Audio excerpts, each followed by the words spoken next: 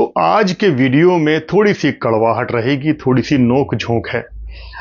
किस्सा है साल 1999 का, जब गजल और गीत गायक पंकज उधास का एक इंटरव्यू लिया गया था और वहां पर पंकज उधास जी ने ये सारी बातें बोली थी जगजीत सिंह साहब के लिए। जब पंकज उधास जी से पूछा गया कि एक दौर था 80 का दौर, जब पंकज उधास और जगजीत सिंह को काफी पसंद किया जाता था, और 1980 में जब पंकज उधास की पहली एल्बम रिलीज हुई आहट, उसके बाद तो पंकज उधास को अगले 3-4 सालों तक बहुत ज्यादा वाहवाही मिली थी।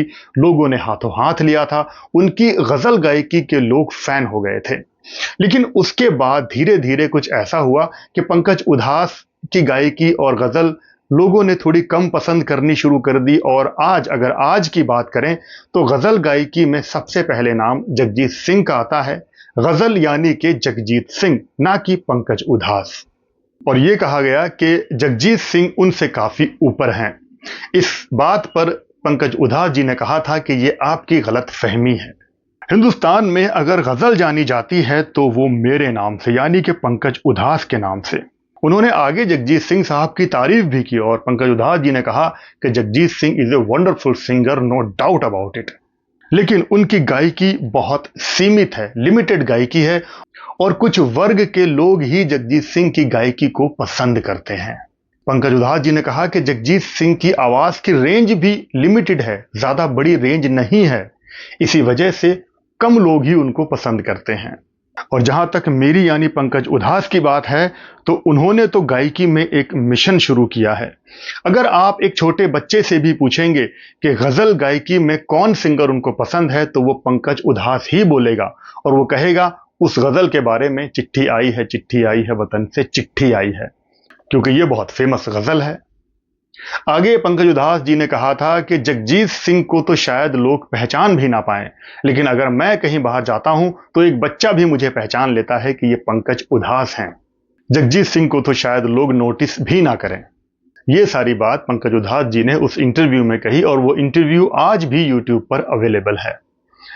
लेकिन अगर जगजीत सिंह साहब की बात करें तो उनका भी एक ऑडियो क्लिप मिलता है, जहां पर वो पंकज उधास जी के बारे में बोल रहे हैं कि नए गजल गायक सिंगर में पंकज उधास ने काफी अच्छा नाम कमाया है। जगजीत सिंह साहब आगे कहते हैं कि उनकी गजलों का सिलेक्शन और भाषा, जो कि आम भाषा होती है, वही लोगों को अट्रैक्ट करती है। इस दौर में कई नई नई आवाजें आईं, इनमें से पंकज उधास काफी मकबूल हुए।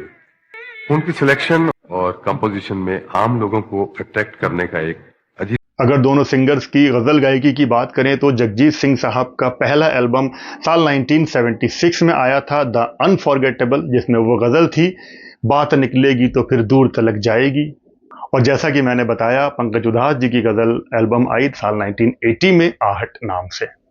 तो दोनों सिंगर एक दूसरे की इज्जत भी करते थे, और जब 2011 में जगजीत सिंह साहब दुनिया से रुखसत हो गए, तब पंकज उधास बहुत ही गमगीन, बड़े ही दुखी अंदाज में दौड़े दौड़े नजर आए थे, और उनके फ्यूनरल में वो शामिल रहे थे, और बहुत दुख जाहिर किया था पंकज उधास ने।